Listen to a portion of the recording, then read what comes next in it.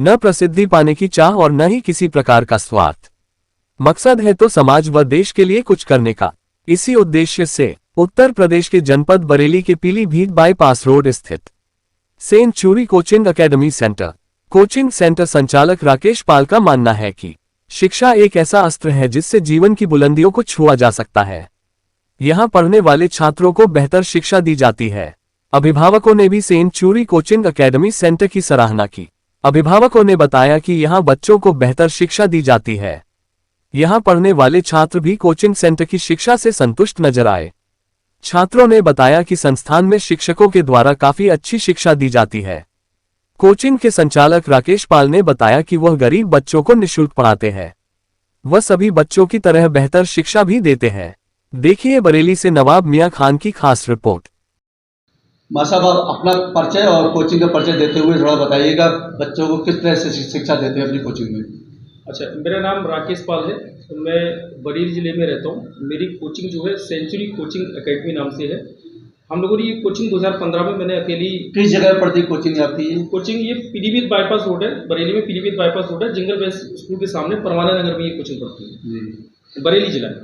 कितना समय हो गया आपको कोचिंग करते हुए? मुझे कोचिंग करते हुए 2015 से मैं कोचिंग चला रहा हूँ बराबर। तो किसकी क्या क्या फैसिलिटी है आपकी कोचिंग में? मैं इस समय अभी जो तैयारी करा रहे हैं हम लोग, वो सैनिक स्कूल है, विद्या ज्ञान है, नवोदय है और AMU स्कूल है। मतलब जो 5th क्लास स्टैंडर्ड तक के जो एग्ज़ाम हैं बच्चे के लिए होते हैं, उन सबकी हम तैयारी कराते हैं, जो बोर्डिंग स्कूल के एग्ज़ाम के लिए। तो बच्चे किस तरह से आते हैं, कहाँ कहाँ से बच्चे आते हैं आपके पास? बच्चे तो आसपास में बस बच्चे आ जाते हैं, मेरे आसपास के बच्चे होते हैं। स्कूल पढ़ने के बाद दोपहर से बच्चे यहाँ पर आते हैं, दोपहर से हम लोग पढ़ाना शुरू कर देते हैं।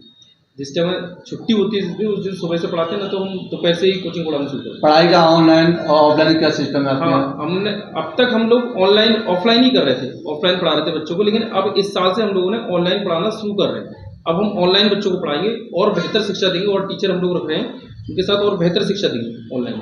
तो बच्चों को आपकी कोचिंग से क्या रिजल्ट निकल के आते हैं? रिजल्ट तो बहुत अच्छा आता है। जैसे पिछली बार हमारी कोचिंग में क्या था कि 12 बच्चे थे, लेकिन वो 12 बच्चों ने बराबर करीब 1-1.5 साल तक तैयारी की थी। तो 12 में से 9 बच्चे तो मेन लिस्ट में आए थे और 2 बच्चे वेटिंग में, बरेली की waiting list, Bareilly Navodaya Vidyalaya waiting list में सेलेक्ट हुए थे। मतलब 12 में से 11 बच्चे सेलेक्ट हुए थे। इस साल का अगर देखा जाए, इस साल भी करीब 12 बच्चे थे मेरे पास में, तो 12 बच्चे में से 7 बच्चे सेलेक्ट हुए मेन लिस्ट में, नवोदय मेन लिस्ट में 7 बच्चे सेलेक्ट हुए। तो पढ़ाई का दर तो देखा जाए, बच्चे मेहनत करते तो पढ़ाई रिजल्ट तो निकल आता है। और जैसे कोई बच्चा ऐसा है कि पैसा खर्च नहीं कर पाता, बच्चा पढ़ना चाहता है, बच्चे माता पिता पैसा खर्च नहीं करना चाहते हैं, ऐसी कुछ सुविधा है आपके यहाँ? हाँ है। जैसे कुछ बच्चे ऐसे हैं कि पता लगा मुझे कि ये गरीब बच्चा है लेकिन वो पढ़ना चाह रहा है, बस ये पढ़ना चाहता हो। अगर बच्चा पढ़ना ना चाहता हो, खाली आके बैठे हमारा भी नाम खराब करे, तो वो गलत है। अगर ऐसा गरीब बच्चा होगा तो मैं उसको पढ़ाना चाह रहा हूँ कि मैं पढ़ाऊंगा उसको और फ्री शिक्षा दूंगा मैं, लेकिन आपको जो भी बुक्स वगैरह है वो आपको लेके आनी पड़ेगी, बकाया मैं फ्री दूंगा उसको अपनी तरफ से, अगर बच्चा पढ़ना चाहेगा तो बच्चों के गार्जियंस के लिए आप क्या कहना चाहते हैं हमारे चैनल के माध्यम से? मैं इस बार गार्जियंस के लिए बस ये कहूँगा, पिछली बार भी मैं कोई इंटरव्यू वगैरह नहीं दे पाया था, इस बार आपके चैनल के द्वारा ये इंटरव्यू जा रहा है। मैं बहुत बहुत धन्यवाद कहूँगा उनको, मैं बहुत बहुत आभार बोलूँगा जिन्होंने हम लोग पर इतना विश्वास किया, हमारी कोचिंग पर इतना विश्वास किया और बच्चे इस कोचिंग में भेजे। मैं आपका बहुत बहुत आभार व्यक्त करता हूँ, क्योंकि आपने इन बच्चों का समय, कीमती समय हमने दिया और हमें खुशी है कि हम इन लोग का भविष्य बना पा रहे हैं। मैं बहुत बहुत धन्यवाद देता हूँ। भाई साहब, क्या परिचय, आपका परिचय दीजिए पहले आप। मेरा परिचय, जैसे मेरा नाम शेर सिंह है, मेरी बेटी है एसवी सिंह जी। आप कहाँ से आते हैं ये बताइए? हमारा यहाँ से 4 किलोमीटर दूर पड़ता है, चावड़ मुंडिया एयरपोर्ट के पास में गाँव है। कितने समय से आपके बच्चे कोचिंग कर रही थी यहाँ पर? हमारा बच्चा लगभग यहाँ 2.5 साल पढ़ा। क्या रिजल्ट निकल के आया, क्या संतुष्टि मिली आपको यहाँ से? रिजल्ट तो बहुत अच्छा है, क्योंकि हमारा बच्चा जैसे जो यहाँ पर जो एक टेक्निकल पढ़ाई सिखाते हैं, जैसे रीजनिंग हो गया, मैथ हो गया, अब इसमें हमारा बच्चा बहुत होशियार हो गया। आज का जो कंपटीशन देखा जाए उसके हिसाब से ये कोचिंग मतलब कराना चाहिए बच्चों को, और यहाँ का रिजल्ट बहुत अच्छा है। इस कोचिंग का रिजल्ट बहुत अच्छा है। हर साल 10 बच्चे या 9 बच्चे ऐसे निकलते ही निकलते हैं। मतलब आप पूरी तरह से संतुष्ट हैं? हाँ, भुजाएं बराबर होती है, बल्कि सभी भुजाएं बराबर होंगी। अगर मैं एक भुजा को x कह दूं तो इन सबको x और ये x कहूंगा, ठीक है। बल्कि 4 भुजाएं होती हैं। अगर यहाँ से यहाँ तक देखूं तो 1 और ये 2 बेटा, ये 3 और ये 4, ये 4 भुजाएं होंगी और चारों भुजाएं बराबर होंगी। अगर मैं कह रहा हूँ कि x एक भुजा है, तो इसका मतलब सभी भुजाएं जो चारों भुजाएं वो सब x होंगी। अगर मैं एक भुजा को, इसको अगर मैं मान लूं बेटा 10 मीटर मान लूं, तो इसका मतलब ये होगा, जैसे मैं ये कर लूँ, एक वर्ग की भुजा 10 मीटर है, तो इसका मतलब इसकी चारों भुजाएं 10-10 मीटर होंगी। मार्कर हो गया, बेंच मार्क हो गया, फैन हो गई, हमारी क्या चीज़ है, थिंग। ठीक, तो ये हमारी डेफिनेशन हो गई। Noun is a name of person, place, animal, thing is called noun. एक शॉर्ट डेफिनेशन वो है। Noun is a living word. जो नाउन होते हैं वो हमारे क्या कहलाते हैं, लिविंग वर्ड। ठीक है, कोई दिक्कत? अब आते हैं टाइप्स में।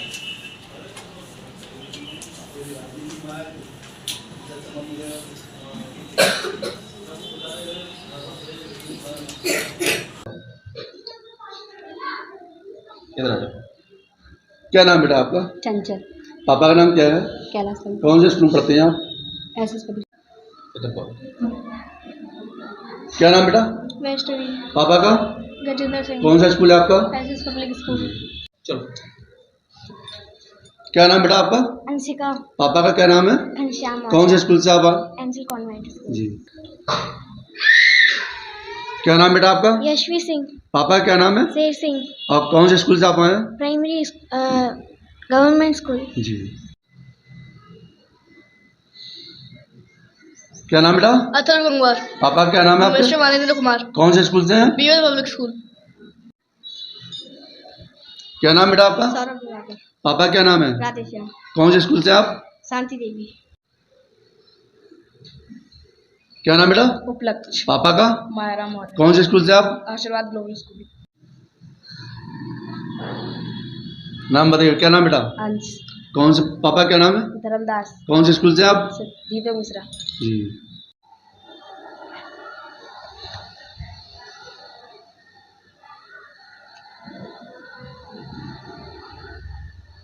हाँ साहब, आप थोड़ा इन बच्चों के बारे में बताइए, परिचय इनका बताइए। कहाँ कितने समय से कोचिंग कर रहे हैं आप? कौन कौन से स्कूल से आए हैं ये?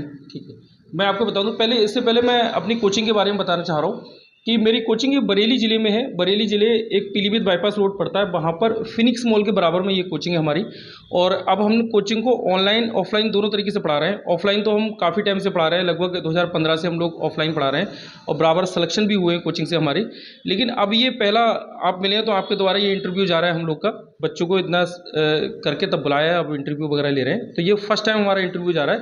लेकिन हर साल हमारी कोचिंग से सिलेक्शन होते रहते हैं। हर साल, जैसे पिछले साल 11 बच्चे सेलेक्ट हुए थे, उससे पिछले साल 9 हुए थे, 8 हुए थे, ऐसे हर साल सिलेक्शन हो रहे हैं बराबर।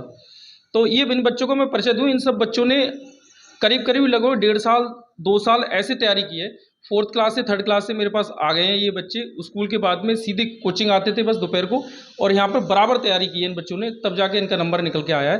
क्योंकि नवोदय में हर ज़िले में 80 सीटें होती हैं, तो 80 सीटों में से ये मेरे यहाँ पे 7 बच्चे सेलेक्ट हुए हैं। ये बच्ची पिछले साल सेलेक्ट हुई है सैनिक स्कूल में। ये अभी छुट्टी पे आई हुई है, तो मैंने इसको बुला लिया था। बकाया मैं ये सबको इसको बताऊँ, इस बच्चे का परिचय दूँ। ये अंश है, हमारे छोटी बिहार का ही रहने वाला बच्चा है। पिताजी इसके मजदूरी करते हैं, गरीब परिवार से बच्चा आता है, लेकिन इसने बहुत मेहनत करी है। बहुत मेहनत करने के बाद इसका बहुत अच्छे से नंबर नवोदय में इस बार सिलेक्शन लिस्ट में है। दूसरा ये आ जाते हैं बेटा, ये उपलक्ष्य, इनके पिताजी भी राजगिरी का काम करते हैं। बहुत मेहनत करी बच्चे ने, इसका भी नंबर आया इस बार। ये है बेटा, ये सौरभ है, इनके पिताजी ऑटो चलाते हैं। बहुत मेहनत करी बच्चे ने, इसका भी नंबर आया है। ये वैष्णवी है, इसके पिताजी कार ड्राइवरी का काम करते हैं। बहुत मेहनत करी बच्चे ने, नंबर आया है। ये है वैष्णव, क्या नाम बेटा तुम्हारे? यशवी सिंह, इसका सैनिक स्कूल में नंबर आया है। इस बच्चे का 3 जगह पे सिलेक्शन हुआ था। नवोदय में भी सिलेक्शन हुआ, विद्या ज्ञान में भी सिलेक्शन हुआ, और सैनिक स्कूल में भी सिलेक्शन हुआ। तो फाइनल आरएमएस में भी हुआ था। हाँ, आरएमएस में भी हुआ है। फाइनल इनके पिताजी ने इसे सैनिक स्कूल भेजा है। इस समय कौन से स्कूल में बेटा? सैनिक स्कूल। सैनिक स्कूल काराकोटम। कहाँ पे पड़ता है? नाम बताओ इनको सही। कौन सा स्कूल है? सैनिक स्कूल काराकोटम। केरल में वहाँ पे ये अभी ये बच्ची छुट्टी पे आई हुई थी, तो मैंने इसको बुला लिया। ये कृष्णा है, ये हमारे यहाँ परमान नगर से, ये पास से ही है। पिताजी इसके गवर्नमेंट टीचर हैं, और बच्चे ने बड़ी मेहनत करी। बड़ी मेहनत करने के बाद इस बच्चे का भी नवोदय में सिलेक्शन हुआ है। ये आपका क्या नाम बेटा? अंशिका है। ये पिताजी इसके ड्राइवरी का काम करते हैं। बच्ची बराबर कोचिंग आई, लगभग 1 साल 1.5 साल तक बच्ची कोचिंग आई। उसके बाद इस बच्ची का सिलेक्शन हुआ है। आपका क्या नाम बेटा? आंचल। पिताजी इसका लाइनमैन का काम करते हैं, मतलब प्राइवेट तरीके से, प्राइवेट तौर से काम करते हैं।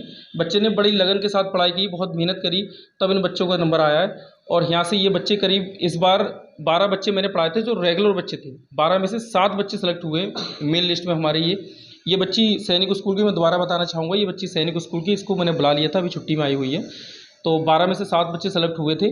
पिछली बार हमारे 12 में से 11 बच्चे सेलेक्ट हो रहे हैं। हर साल इसी तरीके से रेशियो बढ़ रहा है, लेकिन इस बार मेरिट लिस्ट थोड़ा पेपर टफ आया, उस कारण से थोड़ा बच्चे का ये रह गया सिलेक्शन। नहीं तो हर बार सिलेक्शन बहुत अच्छे से हो रहे हैं। हम ऑनलाइन और ऑफलाइन दोनों तरीके से पढ़ाई कराना शुरू कर दे रहे हैं। ऑनलाइन तो ऑफलाइन तो हम काफ़ी टाइम से करा रहे हैं, ऑनलाइन अब हमने पढ़ाई कराना शुरू कर दी है। और हाँ, एक और मैं बताना चाहूँगा कि मैं अपनी यहाँ कोचिंग में अगर कोई गरीब बच्चा होता है जिसके माता पिता असहाय होते हैं, बच्चों को ना पढ़ा पा रहे हैं, लेकिन बच्चा पढ़ने में अगर होशियार है, तो मैं उस बच्चे को फ्री शिक्षा देता हूँ, फ्री पढ़ाता हूँ उस बच्चे को। मेरे यहाँ 2-1 बच्चे इस टाइप के हैं जिनको मैं फ्री पढ़ाता हूँ कि उनके पिताजी या माताजी असहाय हैं, वो ना कर पा रहे हैं, तो उन बच्चों को फ्री पढ़ा